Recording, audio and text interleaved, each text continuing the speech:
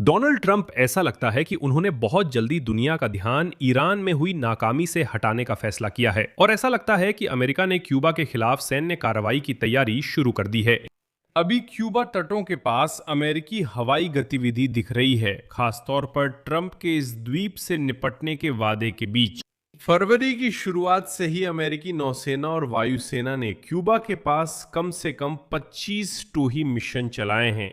विमान और ड्रोन हवाना और सैंटियागो डी क्यूबा के इलाके में सक्रिय थे और कभी-कभी वे द्वीप के करीब लगभग 65 किलोमीटर तक पहुंच जाते थे।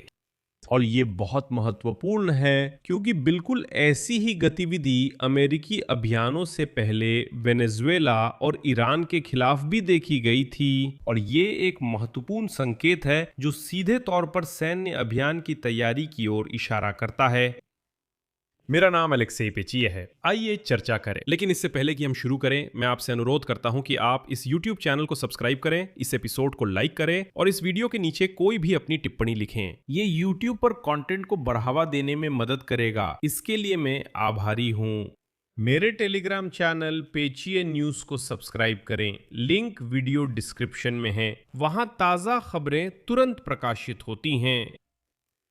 आज CNN ने बताया कि विमानन डेटा से पता चलता है कि क्यूबा तट के पास अमेरिकी सैन्य खुफिया उड़ानों में अचानक तेजी आई है। फ्लाइट रेडार के आंकड़ों के अनुसार 4 फरवरी से अमेरिकी नौसेना और वायुसेना ने मानव संचालित विमानों और ड्रोन का उपयोग करते हुए कम से कम 25 ऐसी उड़ानें भरी हैं। इनमें से अधिकांश उड़ानें क्यूबा के 2 सबसे बड़े शहरों हवाना और सैंटियागो डी क्यूबा के पास हुईं और कुछ तो तट से सिर्फ 65 किलोमीटर के भीतर थीं। खास बात यह है कि ये वही उड़ानें हैं जो सबके सामने दिखीं। हम आगे इस पर बात करेंगे क्योंकि लगता है कि ये सब जानबूझकर किया गया ताकि लोग देख सकें। रिपोर्ट्स के मुताबिक ज्यादातर उड़ानें समुद्री गश्ती विमान P-8A पोसाइडन द्वारा की गईं, जो निगरानी और जासूसी के लिए बनाए गए हैं, और कुछ उड़ानें RC-135V प्राइवेट जॉइंट विमानों द्वारा की गईं, जो रेडियो इलेक्ट्रॉनिक जासूसी में माहिर हैं। साथ ही कई ऊंचाई पर उड़ने वाले जासूसी ड्रोन MQ-4C ट्राइटन का भी इस्तेमाल किया गया।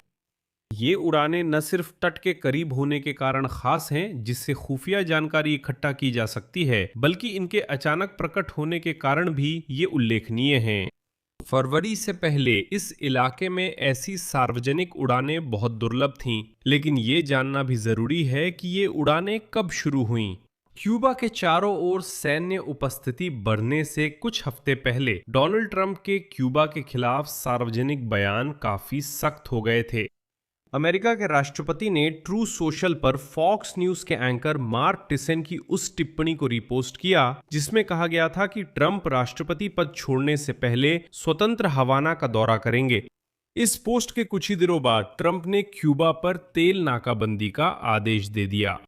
आज ट्रंप, जैसा कि ज्ञात है, क्यूबा के खिलाफ विस्तारित प्रतिबंध व्यवस्था लागू कर रहे हैं, यह जोर देते हुए कि क्यूबा वास्तव में अमेरिका की राष्ट्रीय सुरक्षा के लिए खतरा है। इस बीच क्यूबा के अधिकारी इस धारणा को खारिज करते हैं कि उनकी कम्युनिस्ट सरकार अमेरिका के लिए किसी भी तरह का खतरा है। वे कहते हैं कि वे बातचीत के लिए तैयार हैं, लेकिन यदि हमला हुआ तो अमेरिकी सेना के खिलाफ लंबा गुरिल्ला युद्ध लड़ेंगे। अमेरिकी मानते हैं कि रूस और चीन के लोग क्यूबा में सक्रिय होकर उनकी जासूसी कर रहे हैं, इसलिए इस खतरे को दूर करना जरूरी है। लेकिन ये घटनाएं इस मायने में उल्लेखनीय हैं कि ऐसी ही प्रवृत्तियां जब ट्रंप प्रशासन की बयानबाजी तेज होती थी और सार्वजनिक रूप से दिखने वाली जासूसी उड़ानों की संख्या बढ़ जाती थी, अमेरिका की वेनेजुएला और ईरान में सैन्य कार्रवाइयों से पहले भी देखी गई थीं।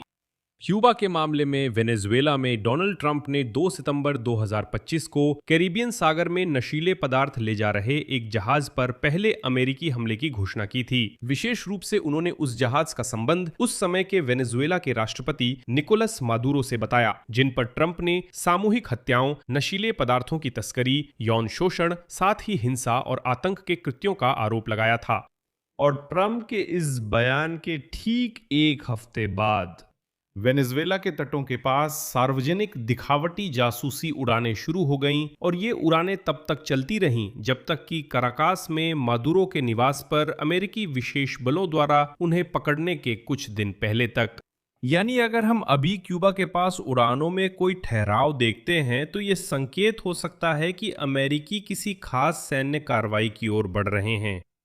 इसी तरह की प्रवृत्ति ईरान में देखी गई, जहां कहीं ज्यादा बड़ी संख्या में विमान थे। इसी तरह जब अमेरिका और इजराइल संयुक्त हमलों की तैयारी कर रहे थे तो निगरानी ड्रोन खुले तौर पर ईरान के दक्षिणी तट की जासूसी कर रहे थे। ईरानी संघर्ष में सक्रिय रूप से भाग लेने वाले विमानों में वही P-8A Poseidon RC-135V rivet joint और MQ-4C ट्राइटन शामिल हैं। और यही वही विमान, बिल्कुल यही विमान और ड्रोन अब क्यूबा की निगरानी कर रहे हैं। दूसरी ओर अधिक वस्तुनिष्ठ रहने के लिए ये याद रखना चाहिए कि 2025 की शुरुआत से ऐसे दर्जनों अमेरिकी जासूसी विमान यूक्रेन के पास सक्रिय रूप से काम कर रहे हैं, युद्ध के मैदान की निगरानी कर रहे हैं, साथ ही कोरियाई प्रायद्वीप के भू राजनीतिक संवेदनशील इलाकों और रूस की पश्चिमी सीमा के साथ भी। आंकड़े बताते हैं कि इन और अन्य क्षेत्रों में उड़ानें लगातार हो रही हैं на протяжении многих месяцев। लेकिन इसका मतलब ये नहीं कि इन उड़ानों से कोई अमेरिकी सैन्य अभियान शुरू हुआ। हालांकि क्यूबा के तटों के पास उड़ानों की संख्या में देखी गई वृद्धि वास्तव में एक नया घटनाक्रम है और ये उन जगहों से अलग है जहां ये विमान ऐतिहासिक रूप से तैनात रहे हैं। लेकिन यहाँ ये ध्यान रखना जरूरी है कि क्यूबा के पास जिन सभी उड़ानों का हमने आज जिक्र किया उन्हें सार्वजनिक रूप से उपलब्ध फ्लाइट मॉनिटरिंग पैनलों का उपयोग करके ट्रैक किया गया था, खुले स्रोतों से, यानी ये पूरी तरह से सार्वजनिक जानकारी है। कुछ मामलों में इन उड़ानों की जानकारी सोशल मीडिया पर बड़े पैमाने पर साझा की गई थी। हालांकि अगर ये विमान चाहें तो वे आसानी से अपनी लोकेशन बीकन बंद करके अपनी मौजूदगी छुपा सकते हैं। वे आसानी से निगरानी और जासूसी कर सकते हैं कि कोई उन्हें देख न सके, लेकिन वे ये सब खुलकर करते हैं। सवाल ये है कि ट्रंप क्यों दिखा रहे हैं कि वे क्यूबा पर नजर रख रहे हैं। संभव है ये डराने के लिए हो या फिर ये एक चेतावनी हो सकती है।